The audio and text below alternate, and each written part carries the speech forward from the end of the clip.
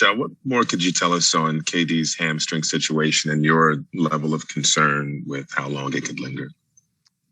Well, I have no timelines, but I know he's going to miss tonight and tomorrow night, and then we'll continue to monitor it. But I don't think it's a long-term thing, but I don't want to give it the kiss of death and proclaim that right now. So we'll just keep monitoring it, and hopefully it's a short-term thing. But he's definitely out tonight and tomorrow.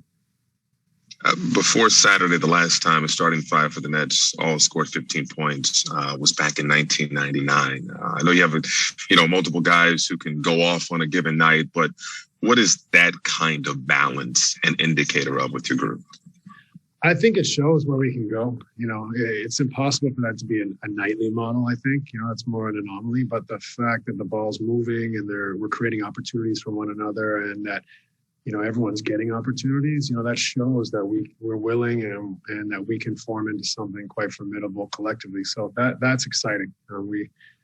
We are a very good offensive team, but we want to continue to be better. And I think one of the ways we can reach a new height is for us, over the course of playing together more than 6 or 7 games, really find that chemistry to share and make each other better, and for each guy to be a threat.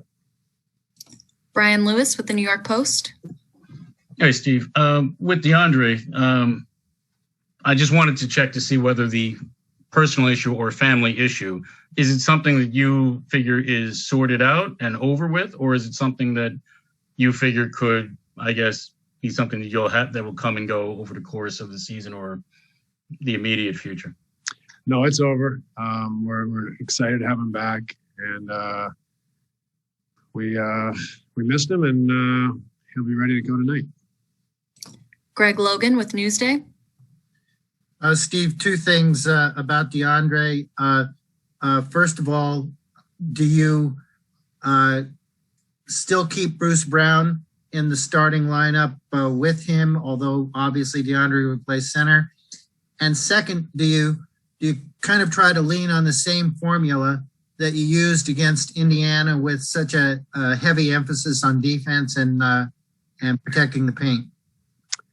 Well, we'd always like to have a heavy emphasis on defense and protecting the paint. It hasn't been as consistent as we'd like, for sure. But that goes every night. I'm not going to give away the starters for tonight, and I'm not even sure who's playing for them, frankly. Just arriving here and trying to figure out some of their availability. So we'll see who they start and who we end up starting. But Bruce has been great starting. DJ's been great starting, and we're going to keep mixing and matching. So. We'll see more lineup changes. I think it's just the nature of the season. As I said from the start, this is going to be a year that's going to throw a lot of things at us, constantly going to be challenged by different things. And, here we are with Kevin missing his 3rd week. So it just happens. It's the nature of playing a waterlogged schedule and everything that we're dealing with this year. So the lineups will continue to change, but I think we get excited every time there's a different lineup that it suits our chances of winning that night. Alex Schiffer with The Athletic. Hey, Steve, you guys had a shoot around before Golden State and had another one this morning. Kyrie said they've been beneficial. The shoot around was obviously a lot more common when you were playing, and it's kind of been dying a slow death, ever since. I'm just curious what your philosophy is on them, and has this schedule that's been, so compacted and whatnot, what kind of affected maybe your thoughts on when to hold one or not? It has. I think just lately, trying to find some consistency and form with this team and having so little practice time, I wanted to experiment with shoot arounds. It's tricky with all the protocols and the condensed schedule and, the mental and physical toll it is on the players, but we have to find ways to improve. And if our games are the majority of our opportunity to improve, the shoot around in the morning can help us each night with the game. And, it adds a little bit to the players' plate, but, I'm excited that we're throwing in some shoot rounds and getting more touches with the guys and able to kind of drill down on some of our principles. Malika Andrews with ESPN. Hey, Steve, I think from listening to Luke Walton, to be fair, I think they're still figuring out who may be available for them. But in terms of Kevin Durant, was there imaging that revealed the strain? And do you know when it happened? Was it in the game or in a separate workout? I believe it happened in the game. So the imaging, I'm not going to go there because I'll probably say something I shouldn't say, but I feel like let me just say that it doesn't appear to be a long-term injury. So hopefully this is something that we can get through quickly. But you never know. Sometimes imaging is spot on. Sometimes imaging represents something larger than what actually is taking place. And so I don't want to venture too far out in predicting how long he'll be out. But I think everyone believes that this is more of a short-term thing. Christian Winfield with the New York Daily News. Hey, Coach, I think it's safe to say De'Aaron is going to be the fastest player on the court today. What kind of challenges does that pose when he can literally just beat everybody in a foot race? Yeah, you have to get back in numbers. They're a good team in transition. They're definitely looking for transition opportunities for him to get to the basket or for him to create for their shooters.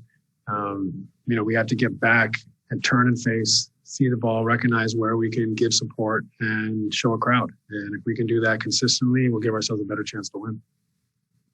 Back to Brian Lewis with the New York Post. Hey, Steve. Obviously, when James arrived, Kyrie was out, so he was thrust into playing point guard anyway. But Kyrie had mentioned that they had a conversation at practice about Kyrie playing more off the ball and James being the point guard. I'm just curious what the genesis, I guess, of that was, how you guys came to that conclusion that you guys would be better suited that way. I don't think it's something to really even talk about. I mean, James is a playmaker. Kai is predominantly a scorer. Kyrie can make plays for his teammates as well, but he's I think in his heart a scoring guard. So he's one of the greatest shot makers and skillful players that I've ever seen. It suits him to be scoring. He can still make plays for his teammates, but James is one of his innate abilities is to set the table for his teammates, to manipulate the defense, and to read and use his vision to cause havoc for defenses. Thanks so much, Coach. We appreciate it. Thanks, everybody.